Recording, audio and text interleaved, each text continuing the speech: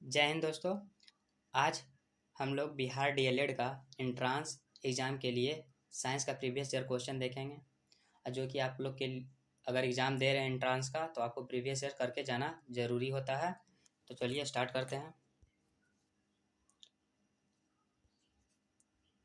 Lime जल है तो क्या है दोस्तों? तो इसका आंसर हमारा हो जाएगा CaOH2। क्या है? CaOH2। सी हमारा सही आंसर हो जाएगा। अगला प्रश्न क्या कहता है दोस्तों? कौन रंग है जिसका खतरे के सिग्नल में उपयोग होता है? तो इसका आंसर क्या हो जाएगा? लाल रंग। क्या दोस्तों? लाल रंग। बी हमारा सही आंसर हो जाएगा। अगला प्रश्न, निम्नलिखित में से कौन मानव का उद्भव उद्भव स्थान है? तो इसका आंसर क्या हो जाएगा? तो इसका आंसर हो जाएगा हमारा अफ्रीका। देखिए दोस्तों, ये भी हमारा पिछले प्रीवियस ईयर में पूछा गया था दोस्तों, काफ़ी ज़्यादा इम्पोर्टेंट हो जाता है। चलिए अगला प्रश्न की ओर बढ़ते हैं। पृथ्वी के वायुमंडल में कार्बन गैस का प्रतिशत कितना है? तो इसका आंसर हो जाएगा हमारा 0.33। सी हमारा सही आंसर हो जाएगा। बढ़ते हैं अगले प्रश्न की ओर। हिटकर ने वर्गीकरण के कितने मानदंडों का उपयोग किया था? तो इसका आंसर हमारा क्या हो जाएगा? तो इसका आंसर हमारा हो जाएगा 5। क्या दोस्तों? 5। बी हमारा सही आंसर हो जाएगा। बढ़ते हैं अगले प्रश्न की ओर। सभी कैसरुकियों की एक सामान्य विशेषता है। तो इसका आंसर क्या हो जाएगा? तो इसका आंसर हो जाएगा सिर। क्या? सिर। डी हमारा सही आंसर हो जाएगा। बढ़ते हैं अगले प्रश्न की ओर। पत्ती के किनारे के साथ पत्ती के किनारों के साथ पानी का बूंदों के रूप में निकलना कहलाता है। तो इसका आंसर हमारा हो जाएगा गुटरेस गुट गुटसन। क्या? गुटेसन। क्या कहलाएगा दोस्तों? गुटेसन। सी हमारा सही आंसर हो जाएगा। बढ़ते हैं अगले प्रश्न की ओर।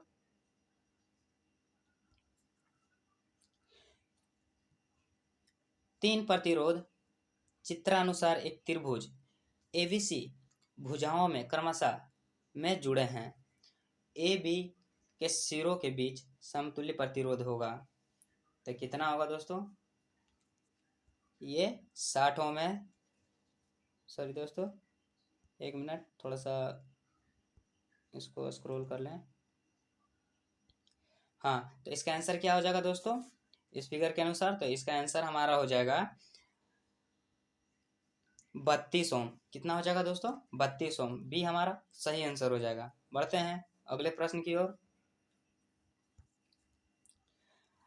रिक्तिका को घेरने वाली झिल्लियां कहलाती है।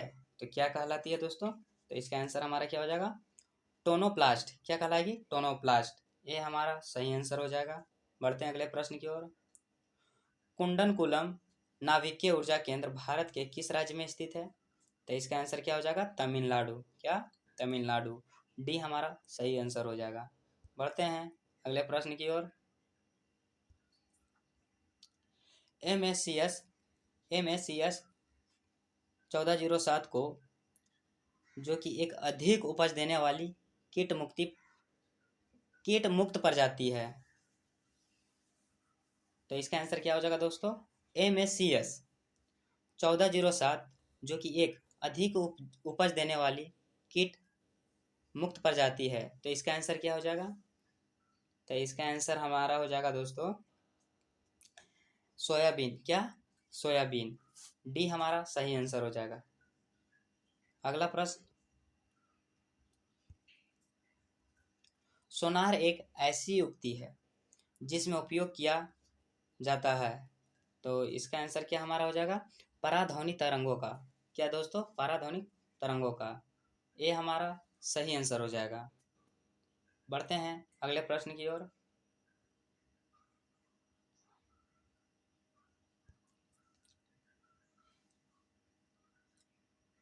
जल मिश्रण है, सॉरी दोस्तों यहाँ मिस प्रिंटिंग है, जल मिश्रण है। तो इसका आंसर हमारा हो जाएगा द्रव एवं ठोस। क्या हो जाएगा? द्रव एवं ठोस। सी हमारा सही आंसर हो जाएगा दोस्तों। अगला प्रश्न, टंगस्टन कितने डिग्री ताप पर पिघलता है? तो इसका आंसर हमारा क्या हो जाएगा? 34-22 डिग्री सेल्सियस पर।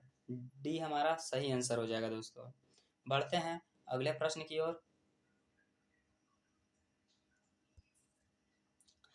एक बालक अपने घर से पूरब दिशा में 100 मीटर की दूरी 50 सेकंड में तय कर अपनी दिशा बदल लेता है और पुनः 100 मीटर की दूरी 50 सेकंड में तय कर वापस घर लौट जाता है, तो वह उस बालक का औसत वेग होगा।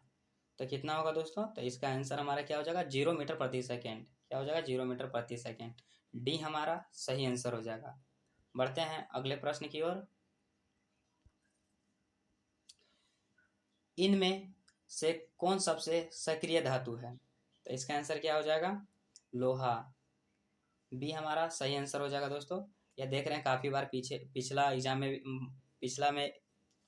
में भी पूछा गया था दोस्तों, मतलब पिछला प्रीवियस ईयर में भी पूछा गया है। तो इससे पता चलता है दोस्तों बार बार क्वेश्चन रिपीट होते हैं। चलिए बढ़ते हैं अगले प्रश्न की ओर।